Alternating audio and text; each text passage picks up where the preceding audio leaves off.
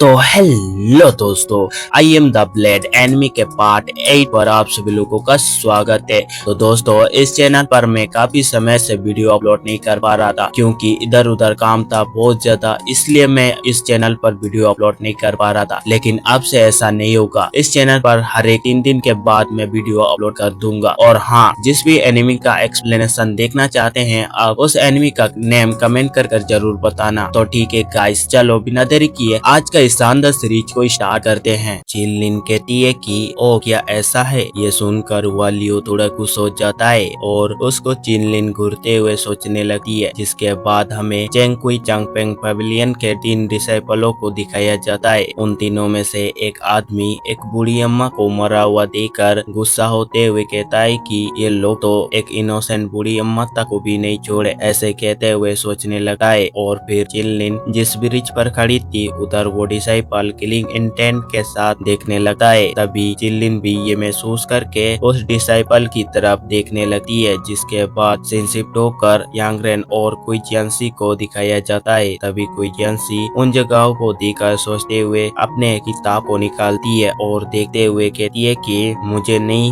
लगता है कि ये चोंगसी टाउन जाने का रास्ता है, तो फिर मैं कहाँ पर हूँ। ये कहते हुए क्विजियांसी यांगरेन को देखने लगती है, लेकिन यांगरेन वहाँ पर नहीं होता है। ये देखकर क्विजियांसी अपने घोड़े से उतरकर यांगरेन को ढूंढते हुए कहती है कि यांगरेन कहाँ चले गए तुम। तभी क्विजियांसी को यांगरेन मिल जाती है और यांगरेन अपने मास्टर की कब्र को प्रणाम कर रहा होता है। ये देखते हुए क्विजियांसी कहती है कि क्या इस आदमी को ऐसे सभी मरे हुए लोगों के कब्र को सम्मान देने में अच्छा लगता है, लेकिन यहाँ एक अकेली कब्र क्यों है। तभी यांगरेन अपने मास्टर को याद करते हुए कहता है कि मास्टर सीके, मैं आपका डिसाइपल यांगरेन हूँ। तो दोस्तों, ये जो कब्र है वो यांगरेन के पहला वाला मास्टर की होती है। जिसके बाद क्विजियांसी यांगरेन के कंधे पर अपना तलवार रख देती है। ये देखकर यांगरेन उस तलवार को अपने कंधे से हटाते हुए खड़ा हो जाता है और क्विजियांसी उसके ऊपर तलवार तानते हुए कहती है कि मुझे डर है कि ये चोंगसी टाउन जाने का रास्ता तो नहीं है ना। तभी यांगरेन कहता है कि मास्टर कोई सच कहूँ तो मैं एक लंबी जर्नी पर निकलने वाला हूँ, इसलिए मैं पहले अपने मास्टर से विदा लेने आया था। इसके अलावा चोंगसी टाउन पर चेंगकुई चांगपेंग पवेलियन ने प्लान बनाकर हमला किया था। मैं मुश्किल से अपनी जान बचा पाया हूँ। वहाँ जाना तो मानो जाल में फंसना था, इसलिए तो मैं आपके साथ चोंगसी टाउन नहीं जा रहा हूँ। ये सुनकर क्विजियांसी कहती है कि ये बकवास बंद करो। धर्मी चोंगपेंग क्लैन दुनिया के सबसे अच्छे मार्शल आर्टिस्ट क्लैनों में से एक है। वे लोग ऐसा कैसे कर सकते हैं और तुम मेरे साथ चोंगसी टाउन चल रहे हो कि नहीं। ये कहते हुए क्विजियांसी अपने पास से एक रस्सी निकालती है और ये देखकर यांगरेन कहता है कि एक बार मार खा चुका हूँ, दोबारा नहीं खाऊंगा। तुम्हें मेरी असली ताकत दिखाना ही पड़ेगा, नहीं तो तुम मुझे ऐसे ही डरपोक और तुच्छ आदमी समझो। ये कहते हुए यांगरेन करेटा पोज करने लगता है और साथ में अपना मुंह किसी करेटा मैन की तरह बनाने लगता है। ये देखकर क्विजियांसी डायरेक्ट अपनी रस्सी यांगरेन की तरफ फेंकता है, लेकिन यांगरेन सही वक्त पर उस रस्सी को डॉज करते हुए भागने लगता है। ये देखकर क्विजियांसी फिर अपनी रस्सी को खींचकर यांगरेन की तरफ फेंकता है और उस रस्सी से यांगरेन के दोनों पैर फंस जाते हैं। फिर क्विजियांसी उसको पेड़ पर उल्टा लटका देती है और चिल्लाते हुए यांगरेन क्विजियांसी से कहता है कि प्लीज मुझे नीचे उतार दो मास्टर कोई, प्लीज मुझे इस तरीके से छोड़कर मत जाओ, प्लीज मुझे छोड़ दो। ये कहते हुए यांगरेन क्विजियांसी को रोकने लगता है, लेकिन कहाँ क्विजियांसी उसकी बात मानने वाली थी। वो तो सीधा अपने घोड़े पर सवार होकर वहाँ से चली जाती है। ये देखकर यांगरेन कहता है कि मास्टर कोई, आप सोचते हैं कि आप मुझे इस तरीके की एक घटिया रस्सी से रोक सकते हो, ये आपकी सबसे बड़ी गलतफहमी है। ये कहते हुए यांगरेन उस रस्सी से झूला झूलते हुए उस रस्सी को अपने हाथों से पहुंचाने की कोशिश करता है और यांगरेन उस रस्सी को पहुंचाने की बहुत ज्यादा करीब होता है, लेकिन रस्सी को नहीं पहुंचा पाता है। लेकिन यांगरेन कोशिश करने नहीं छोड़ता है और यांगरेन ऐसे ही कोशिश करते करते दिन से रात हो जाता है। जिसके बाद यहाँ से सीन शिफ्ट होकर एक घर को दिखाया जाता है जो कि काफी ज्यादा सुंदर दिख रही थी और उस घर के द्वार पर बहुत सारी लालटेन वाली लाइट लगी हुई थी जो कि दिखने में काफी ज्यादा सुंदर दिख रही थी। जिसके बाद हमें उस घर के अंदर का सीन दिखाया जाता है। उस घर के अंदर अंदर एक आदमी अपने जीएफ के साथ बैठकर बातें कर रहा होता है। तभी वो आदमी अपने जीएफ से कहता है कि ये पीले चेहरे वाले सभी अक्लमंद इंसान डरपोक तरीके से काम करते हैं। तो इसी सीन के साथ I am the blade anime का पार्ट 8 यहीं पर एंड हो जाता है। उम्मीद करता हूँ मेरा ये एक्सप्लेनेशन आप सब लोगों को काफी ज्यादा पसंद आया होगा। तो दोस्तों वीडियो पसंद आया तो वीडियो को एक लाइक और चैनल को सब्सक्राइब जरूर से कर लेना। तो ठीक है गाइस, मिलते हैं अगले वीडियो के साथ। तब तक के लिए bye bye, take care so much, thanks for watching.